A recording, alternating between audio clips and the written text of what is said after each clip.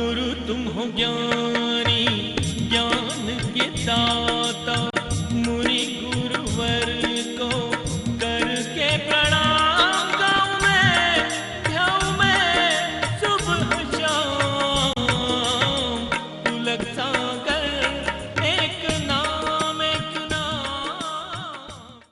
धर्म नेता जो होता है, धर्मात्मा जो होता है, वह अपने लिए नहीं औरों के लिए रास्ता बनाते हुए चलता है।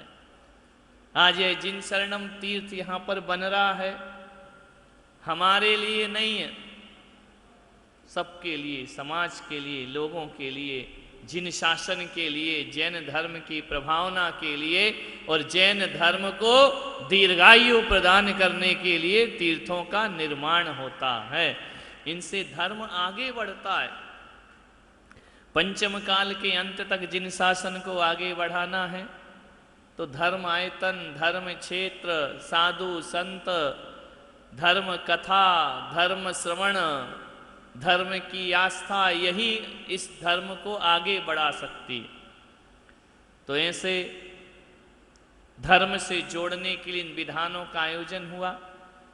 एक लड़का था छोटा सा, वो अपने पिता के साथ घूमा करता था। स्कूल से आता और पिता जो काम करते बैठ के देखता रहता। उसके पिता कपड़े सिलने का काम करते थे, टेलर थे। वह बच्चा बैठा बैठा टुकुर टुकुर देखते रहता, पिताजी क्या कर रहे, पिताजी क्या कर रहे। छोटा सा था। उसके पिता कपड़े काटते, कपड़े सिलते और अपनी आजीविका का निर्वाहन करते। एक दिन बेटे ने पूछ लिया कि पिताजी ये बताओ, जब आप कपड़ा काटने बैठते हैं तो कपड़ा काटने के बाद कैंची को पैर के नीचे रख लेते हैं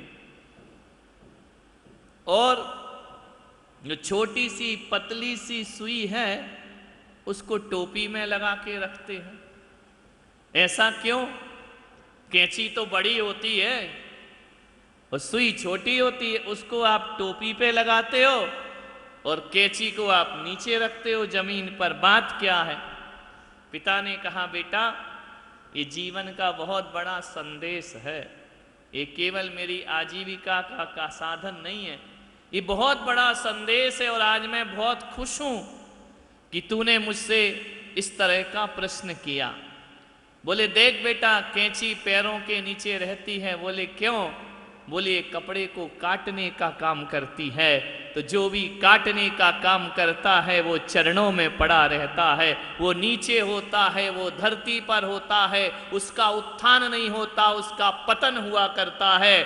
और बोले, सुई क्यों सिर पर बैठी है? बोले, इसलिए बैठी है कि ये कटे हुए को जोड़ने का काम करती है। जो जोड़ने का काम करता है वो जगत में सम्मान और आदर को पाया करता है। किसी के घर मत उजाड़ो, किसी पड़ोसी का हंसता खिलखिलाता घर को उजाड़ने का काम मत करना, नहीं तो पड़ोसियों को पड़ोसियों की खुशियां सालती नहीं है, पड़ोसी को पड़ोसियों की खुशियां अच्छी नहीं लगती हैं। उनके घरों में कचरा डाल करके उनके घर को कुछ लोग तोड़ दिया करते हैं। किसी की एकता को खंडित मत करो, किसी की मित्रता को तोड़ने का प्रयास मत करो। जो मित्र नहीं है उन्हें मित्र बनाने का प्रयास करो, ये धर्मात्मा का लक्षण हुआ करता है। जोड़ने का काम करिए। छोटी सी समाज है, ऐसी टूटती रही पंथों में, संतों में, ग्रंथों में, तो इस समाज का फिर भविष्य अच्छा नहीं है। तो जो जोड़ेंगे वो दुनिया में पूजे जाएंगे, जो तोड़ेंगे वो दुनिया में सम्मान को प्राप्त नहीं हो सकते हैं। जोड़ो लोगों को धर्म से। मालूम है एक जगह क्या हुआ? एक मंदिर में हम दर्शन करने के लिए गए। अब जैसे ही दर्शन करके उठे वहां झगड़ा हो रहा था। झगड़ा किस बात का हो गया मालूम है? बोले, खड़े होके पूजा करना चाहिए। वो कहता, नहीं, बैठ के पूजा करना चाहिए। इतनी सी बात पे उनका बहुत लंबे समय तक झगड़ा हो गया, मारपीट की नौबत आ गई। मेरे पास लेकर के आए, बोले महाराज आप फैसला करो। अब सारे दुनिया भर के केस तो यहीं आते हैं कि महाराज इसका निपटारा करो, उसका निपटारा करो। मेरे पास आए, बोले महाराज हमारे मत के अनुसार तो बैठ के पूजा करना चाहिए। दूसरा बोला हमारे मत के अनुसार तो खड़े होकर पूजा करना चाहिए, बैठ कर पूजा नहीं करना चाहिए। आप फैसला करो सही क्या है और गलत क्या है। मैंने दोनों को बिठाया, मैंने कहा सही गलत क्या है ये तो सिमंदर भगवान बताएंगे विदेह क्षेत्र में जाकर के, लेकिन यदि मेरे पास आए हो तो मैं इतना कहता हूं कि मंदिरों में ऐसी बातें करो, मंदिरों में ऐसी चर्चाएं करो कि जो मंदिर नहीं आता है वो मंदिर आने लगे।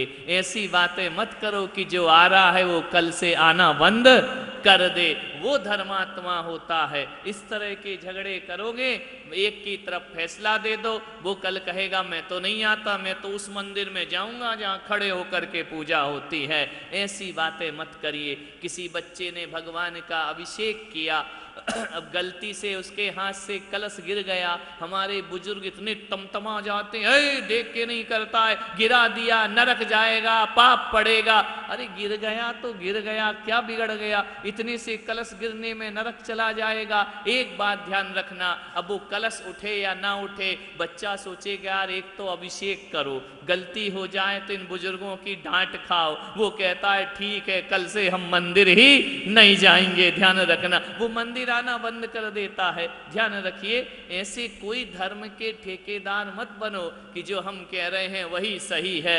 अरे श्रद्धा का विषय है, भावना का विषय है। मंदिरों में तो ऐसी बातें लेकर आओ कि जिसका मन खड़े होकर पूजा करने का है वो खड़े होकर करे, जिसका बैठने का है वह। ऐसी बातें क्यों लाना कि लोग धर्म से टूट जाएं। पीले चावल चावल, कहीं पुष्प, इनका झगड़ा है, सोचिए विचार करिए। पंचामृत का झगड़ा है, जलामृत का झगड़ा है, महाराजों का झगड़ा है। उनके मंदिर में उन महाराज की जय बोल दी, मारपीट शुरू हो गई। ये धर्मात्मा के लक्षण नहीं होना चाहिए। धर्मात्मा का लक्षण तो ये होना चाहिए कि जो मंदिर नहीं जाते हैं वह मंदिर आना शुरू कर दें, तुम्हें देख करके शुरू कर दें। जो संतों के पास नहीं जाते हैं, अरे इतनी प्रशंसा करो संतों की, इतनी प्रशंसा करो चार लोगों के बीच में कि जो नहीं आता है वह भी करे, चलो हम भी चल करके देखते हैं और दर्शन करते हैं। लेकिन कुछ नापाक लोग ऐसे होते हैं, यहाँ प्रशंसा करते हैं, बाहर जाकर बुराइयां शुरू कर देते हैं। जो चार आ रहे थे उनको और रोक दिया करते हैं। ये धर्म की प्रभावना नहीं होती है। हम कर रहे हैं, तुम लोग और चलिए, किसी भी तीर्थ पर जाओ, इतनी प्रशंसा करो, इतनी प्रशंसा करो कि जो व्यक्ति कभी तीर्थ पे नहीं गया उसका मन हो जाए कि चलो मैं भी वंदना करके आता हूँ। आज एटा से इतने लोग आए, हमको मालूम है हमारे प्रचारक बैठे हुए हैं प्रदीप जी, बड़ी प्रशंसा की होगी, ऐसा तीर्थ बन रहा, वैसा तीर्थ बन रहा है, ये व्यवस्था हो रही है, चलो वहां विधान हो रहा है। तो इनने भी कहा होगा चलो हम भी चलते हैं दर्शन। सही बोल रहे हैं या गलत बोल रहे हैं? सही बोल रहे हैं ना। ऐसे ही धर्म की प्रभावना होना चाहिए। 1 से 2 जुड़े, 2 से 3 जुड़े, 3 से 10 जुड़े, 10 से 1000 जुड़े। ऐसा मत करो कि रोज मंदिर आने वाले के साथ झगड़ा कर लिया, बेचारा 20 साल से मंदिर आ रहा, उसने मंदिर आना बंद कर दिया। ये तो महापाप का काम है। पूजा विधि जैसी जिसको करना है करे, तुमको जैसा अच्छा लगे वैसा करो, लेकिन रोज भगवान के दर्शन करने मंदिर जरूर जाओ, पूजा करने जाओ, भक्ति करने जाओ, तो जीवन हमारा सार्थक होगा। एक चींटी एक शक्कर के टुकड़े को उठाती है, अपने साथ कितनी चींटियों को बुला लिया करती है। एक टुकड़े में कितनी सारी चींटियां जुड़ करके शक्कर को आगे बढ़ाती हैं। मालूम है तुम्हें, एक कौआ जब खाता है ना, एक दाना भी खाएगा तो कांव कांव करके सारे अपने साथियों को आवाज दे करके बुला लेता है, सब आ जाओ यहाँ भोजन मिल रहा है। ये मित्रता का भाव है, ये साधर्मी वात्सल्य का भाव है।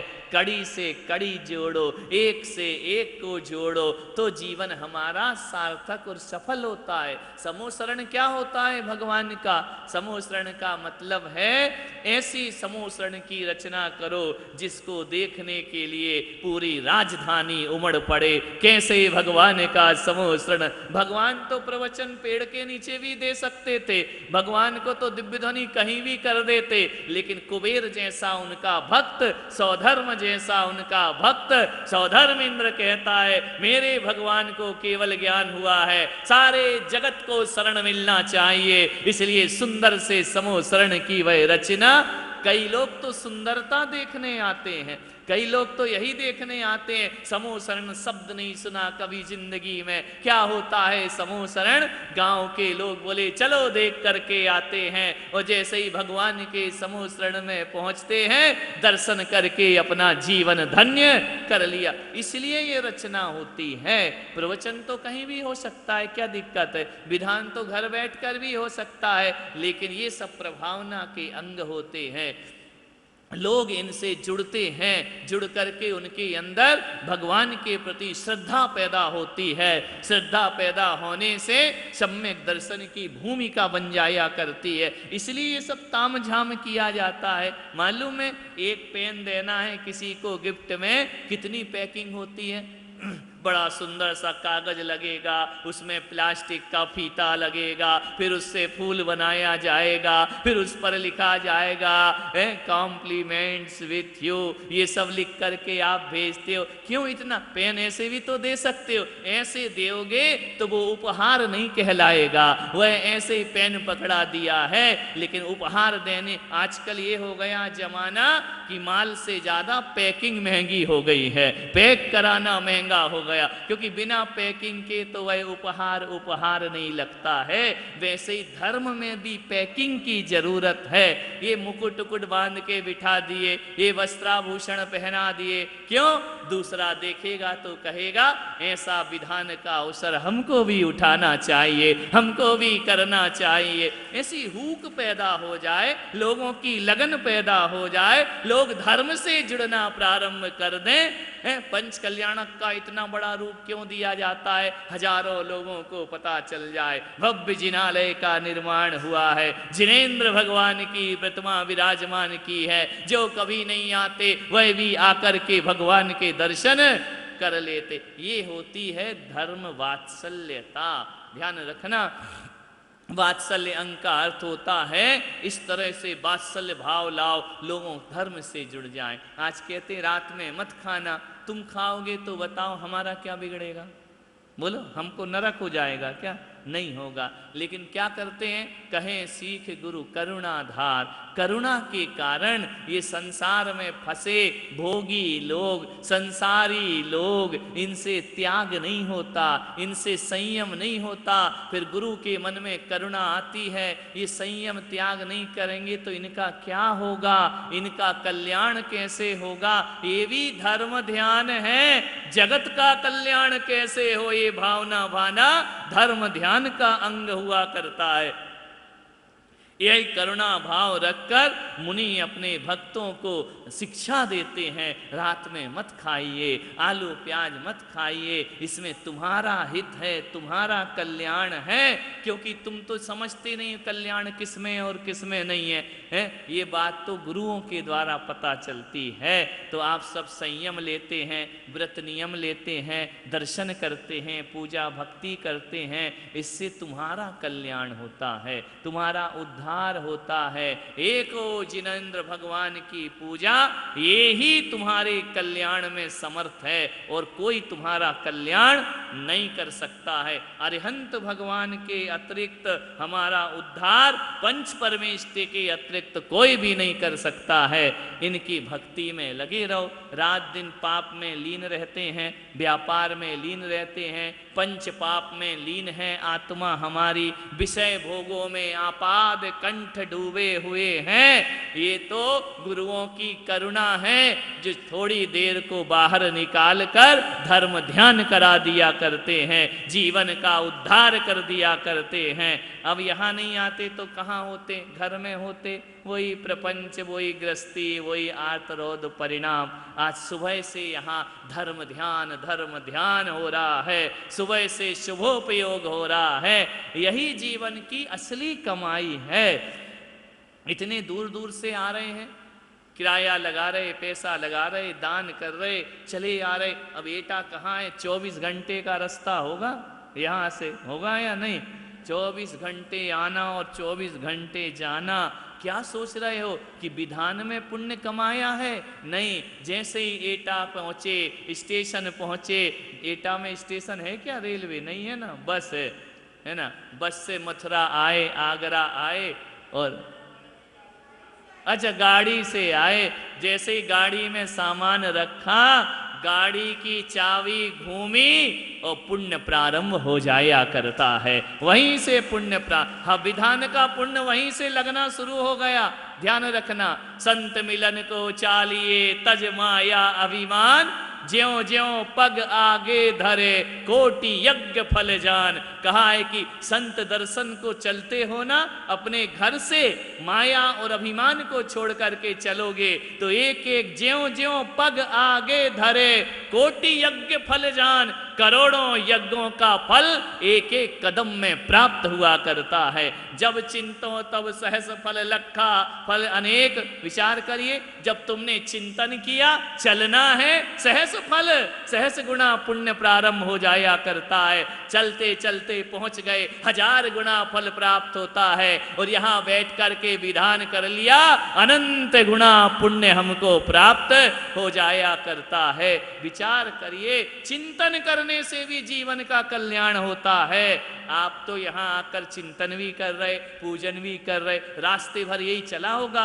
गाड़ी कब पहुंचेंगे, कितना बज गया, कितना दूर बचा है, कैसा होगा, कैसा मंदिर होगा, महाराज बात करेंगे कि नहीं करेंगे, प्रदीप तुम ले तो आए हो, कैसा चलेगा, पूजा करना है, आनंद आएगा या नहीं आएगा, हम तो पहली बार जा रहे हैं। ये सब बातें क्या हैं? ये बातें नहीं हैं, ये पुण्य कथा है जो संत और भगवंत की बैठकर की जा। ये पुण्य कथाएं इनको ही कहा जाता है, ये पुण्याश्रव की कथाएं हैं। और यहाँ से जब जाओगे ना, यही बातें चलेंगी, अरे बड़ा अच्छा बना, कितना बढ़िया मंडल सजा था, कितने बढ़िया संगीतकार था, कितना बढ़िया आहार देने को आज प्राप्त हुआ है, आज विधान किया, बड़ा जब तक घर जाओगे यही बातें चलना है तुम्हारी, यही बातें। तो सोचिए, 24 घंटे वो, 24 घंटे जाना, 12 घंटे यहाँ। अब सोचो आपने कितना पुण्य अर्जन किया है। सारण पुण्यार्जक परिवार जिन शरणम तीर्थ धाम के परम संरक्षक संघपति श्री प्रदीप मामा,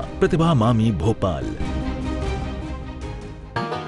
गुरु तुम हो ज्ञानी, ज्ञान के दाता, मुनि गुरुवर को करके प्रणाम। गाँव में सुबह शाम तुलक सा